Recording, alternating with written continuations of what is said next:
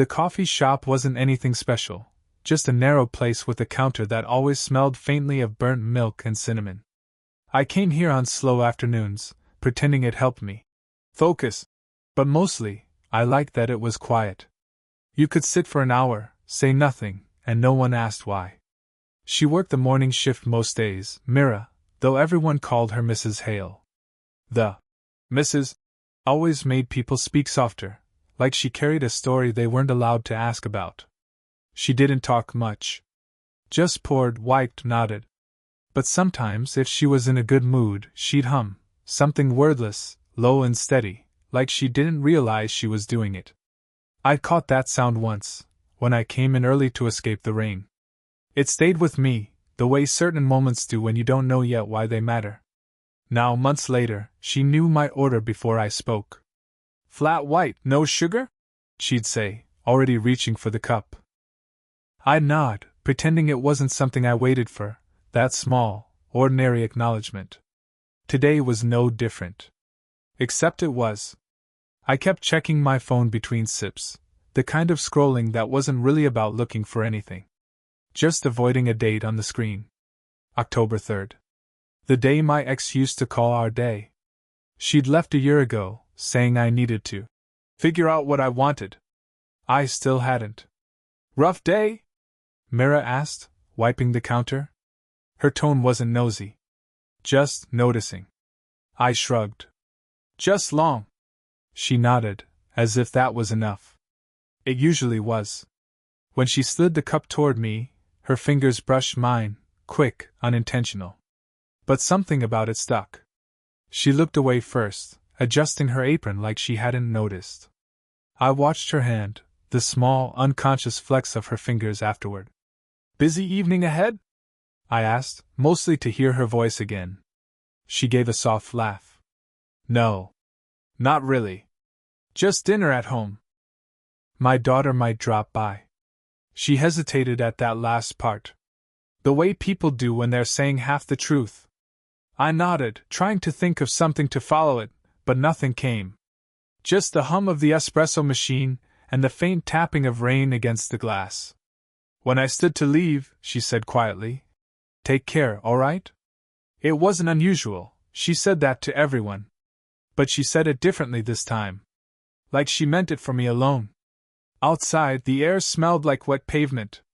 I lingered by the window, pretending to check my phone again. My reflection caught hers through the glass. She was wiping the same spot on the counter, over and over, not looking up. My phone buzzed then. A message from an unknown number. "You forgot what today is." But she didn't. No name. Just that. I stood there, rain seeping into my collar, trying to piece together who she might be. Behind the glass, Mira finally looked up. Our eyes met for just a second, long enough for something to tighten in my chest. I thought about going back inside. About asking her what she was doing later. About saying anything that might make sense of the strange weight between us. But I didn't. I just stood there, the phone still glowing in my hand, and realized, maybe she wasn't the only one I'd been forgetting. I didn't go back to the cafe for 2 days. Not because I was busy, I wasn't, but because I didn't trust myself to look at her and not wonder what that message had meant. When I finally returned, the bell above the door felt louder than usual. Mira glanced up mid-wipe, smiled softly. "You vanished," she said. "Yeah," I muttered, sliding into my usual seat. "Got caught up in things." She didn't press. She never did. Just poured, handed me the cup. But I noticed her sleeves were rolled up higher than usual, faint freckles, a thin burn mark near her wrist. I shouldn't have stared, but I did. "How's your daughter?" I asked. She paused, eyes flicking up. "She's fine. Started seeing someone." There was something in her tone, pride mixed with distance. I waited, but she didn't add more. Instead, she changed the subject. "You look tired." "I could say the same," I said before I could stop myself. That earned a small laugh. "That's what happens when you work double shifts and forget to buy proper groceries." She sat across from me then, Not behind the counter, but right there, at my table. It was late afternoon, no other customers. The quiet stretched comfortably between us, broken only by the faint hum of the refrigerator. Do you ever miss it? I asked. Miss what? Being younger. Having time to mess things up and start over. She tilted her head, thinking. Sometimes. But I think I miss being certain more than being young. When you're older, every choice feels heavier. You stop believing you'll get endless chances. Her voice was calm, but her fingers were twisting her napkin into thin, uneven folds. I wanted to reach out, to still her hands, but I didn't.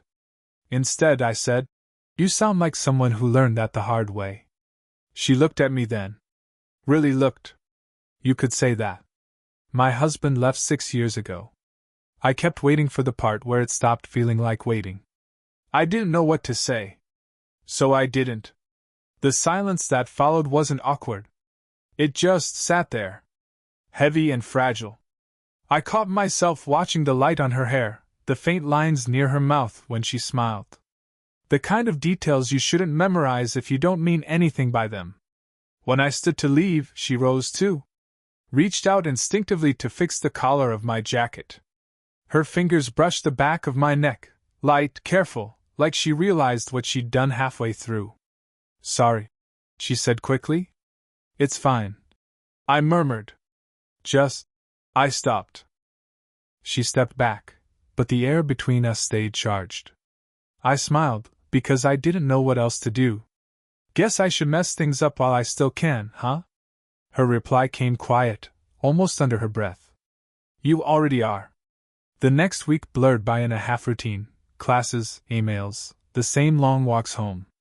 But every time I passed that street corner, I slowed down. Just enough to see the cafe light still on, her silhouette moving behind the counter. I told myself I wasn't going in. And yet, by Friday, I was there again. She looked surprised. Or maybe just tired. You're late today. Didn't plan to come, I said, then added too quickly. But I guess habits are hard to break. Depends on the habit. Her eyes met mine for a moment too long. Then she turned, pretending to find something on the shelf. There was another customer, a middle-aged man, well-dressed, tapping his fingers impatiently as she took his order. He called her Mira with an ease that stung somewhere small and irrational inside me. When he left, I asked, Friend of yours? She hesitated. My ex-husband. Oh. Silence again. The kind that fills your ears until you start hearing your own pulse. She busied herself with wiping the counter, even though it didn't need wiping. He stops by sometimes, she said finally. Says it's for the coffee. I think he just wants to remind me he still exists. I nodded. Didn't know what to say. Didn't trust my voice to sound neutral. She poured a second cup, slid it toward me. You look like you need this. Thanks, I murmured, wrapping my hands around it. Her fingers brushed mine again, accidental, maybe. Maybe not. We drank in silence. The clock ticked loud against the wall. Outside, the rain had started again, light, persistent, like static. She glanced at the window, then back at me. You'll get drenched going home. I don't mind, I said. Her expression softened, but something in her posture tightened. She folded her arms, the invisible armor people wear when they feel too seen. Mira, I started, then stopped. Never mind. She waited. Say it. I don't know what we're doing here. Her eyes flickered, just once. Neither do I. We both laughed quietly. A fragile kind of laugh, the kind that hurts a little.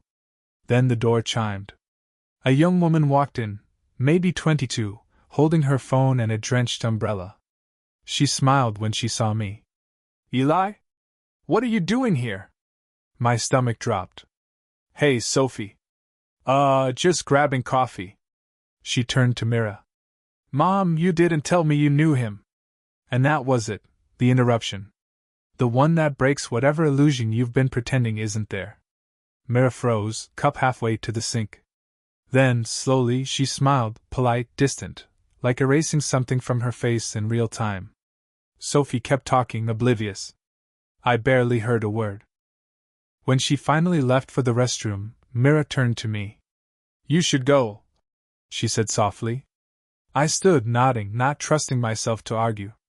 As I reached the door, she reached out, just barely, fingers brushing my sleeve before she pulled them back. I didn't forget, she whispered. And I didn't ask what she meant. Because I already knew. It had been a week since that afternoon. I told myself I wouldn't go back, that it was better for both of us. But every night, when I passed her street on the way home, I'd catch myself looking for the light in her window. Tonight, it was on. She was outside, sitting on the bench near the cafe door, still in her apron, nursing a paper cup. The place was closed. I hesitated on the corner before walking over. You're late, she said without looking up. I didn't think you'd still be here. I wasn't planning to be. Her voice was quiet, tired. She gestured to the spot beside her. I sat. We didn't speak for a while. The street light hummed. Somewhere down the block, a bus hissed to a stop. She finally said, Sophie told me you were helping her with some project? Yeah. Just tutoring. She mentioned she needed help with her final portfolio. Mira nodded slowly. I didn't realize it was you until that day. Would you have wanted to? I asked. She exhaled, a small, unsteady sound. I don't know. The air between us thickened again, the kind that made words feel dangerous. I wasn't trying to. I started. I know, she said, cutting me off. You didn't do anything wrong. But her voice wavered. That soft control she always kept, it cracked, just slightly. I keep thinking about that message, I admitted. The one I got that day. It said you forgot what today is, but she didn't. Her hand tightened around her cup. October 3rd. I continued. My ex called it our anniversary. But I think someone else remembered it too. She looked up then. The look in her eyes, half defensive, half exposed, made my throat dry. I made you that coffee before you said a word, she whispered. Because I knew what day it was. You talk less on days that matter. That silence stretched too long. I couldn't hold it anymore. You shouldn't know that about me, I said, trying to sound steady. I shouldn't, she agreed. But I do. The cup slipped from her hand, rolling across the pavement, spilling a thin trail of coffee between our shoes. She didn't move to pick it up. I shouldn't miss you when you don't come in, she said quietly. Or notice your jacket smells like rain. Or wonder who you text when you're smiling at nothing. My heart hammered in my chest, loud enough that I thought she could hear it. Mira. She turned to me then, fully, no distance, no armor. Her face was close enough that I could see the reflection of the streetlight in her eyes. I don't know what you want from me, she said. Or what I'm supposed to want from you. I swallowed hard. Maybe just this. She blinked slowly. And what is this, exactly? I opened my mouth, then stopped. Because if I said it out loud, it would stop being harmless. The night held its breath between us. And for a second I thought, if I leaned closer, would she? But she didn't move. She just looked at me, waiting for an answer I wasn't ready to give. I didn't go to the cafe for 9 days. At first, it was restraint, the kind that feels noble, like doing the right thing. By day 4, it just felt like hunger. I'd open my messages every night, type something half-finished. You okay? Do you close early on Thursdays? I miss. Then delete it before hitting send. On day 10 I went. The bell didn't ring when I pushed the door open, the sign said closed for maintenance. Through the glass, I saw her inside, rearranging shelves. She looked lighter somehow. New haircut. Different earrings. Like someone trying to start over quietly. I didn't knock. Instead, I waited until she turned. She froze when she saw me through the window. Then smiled, small, polite, nothing like before. She unlocked the door just enough to lean out. We're closed today, she said softly. Right. I just wanted to say hi. Her eyes flicked past me to the empty street, then back. It's better if you don't. That hurt more than it should have. Did I do something wrong? She hesitated, then sighed. No. But Sophie, she noticed things. She asked questions I didn't want to answer. Oh. She's young, she continued. And you're, well, closer to her than to me. That's not fair, I said quietly. It's not supposed to be. A silence fell, sharp and heavy. The kind that ends conversations before they begin. I thought we were just. She started, then stopped. See? I can't even name it. Maybe that's why it worked, I said. Her mouth twitched, not quite a smile. Maybe that's why it shouldn't. She closed the door slowly, with a soft click that felt louder than it was. I stood there long after she disappeared into the back.